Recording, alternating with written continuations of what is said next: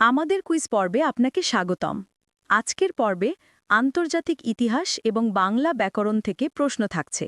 আপনি প্রস্তুত? ধন্যবাদ। হ্যাঁ, আমি প্রস্তুত। প্রথম প্রশ্ন, আফ্রিকান ন্যাশনাল কংগ্রেসের ANC এর জন্ম কত সালে? আফ্রিকান ন্যাশনাল কংগ্রেসের জন্ম ১৯১২ সালে। সঠিক উত্তর।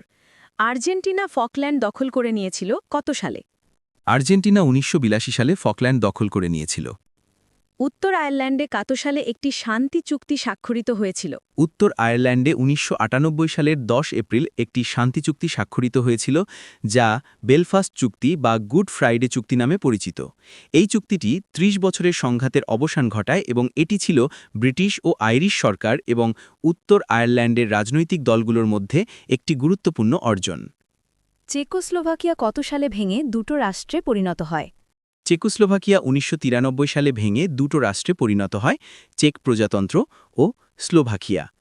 মিশর ও সিরিয়া কত সালে একত্রিত হয়ে ইউনাইটেড আরব রিপাবলিক গঠন করেছিল?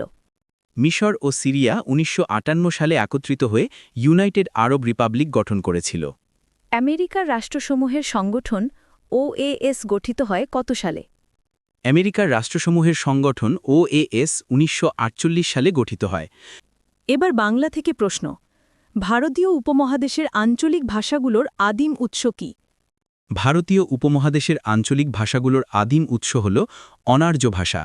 পাণিনি কে ছিলেন?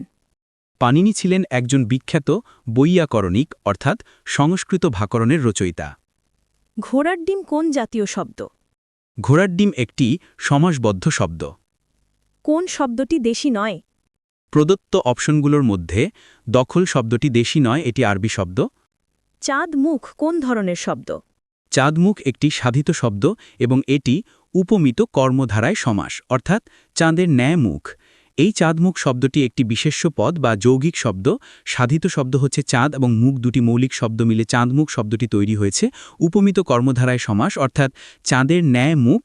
এই ব্যাসবাক্যের সংক্ষিপ্ত রূপ হচ্ছে চাঁদমুখ। এখানে উপমান চাঁদ এবং উপমেয় মুখের মধ্যে তুলনা করা হয়েছে। এটি একটি বিশেষ্য পদ যার অর্থ চাঁদের মতো সুন্দর মুখ। আজকের শেষ প্রশ্ন, পথে পথে কোন ধরনের শব্দ? পথে পথে একটি দ্বিরুক্ত শব্দ। দ্বিরুক্ত শব্দ যে কোনো শব্দ পরপর দুবার ব্যবহার করা হলে তাকে দ্বিরুক্ত শব্দ বলা হয়। এখানে পথে শব্দটি পরপর দুবার ব্যবহৃত হয়েছে, যেমন পথে পথে ছাড়াও কানাকানি, টপাটপ ইত্যাদি দ্বিরুক্ত শব্দের উদাহরণ। প্রিয় শিক্ষার্থীদের জন্য প্রশ্ন, অক্ষির সমীপে এর সংক্ষেপণ কোনটি? সঠিক উত্তর কমেন্টস করুন। এমন অসংখ্য ভিডিও পেতে আমাদের ইউটিউব চ্যানেল ফলো করতে পারেন। ধন্যবাদ।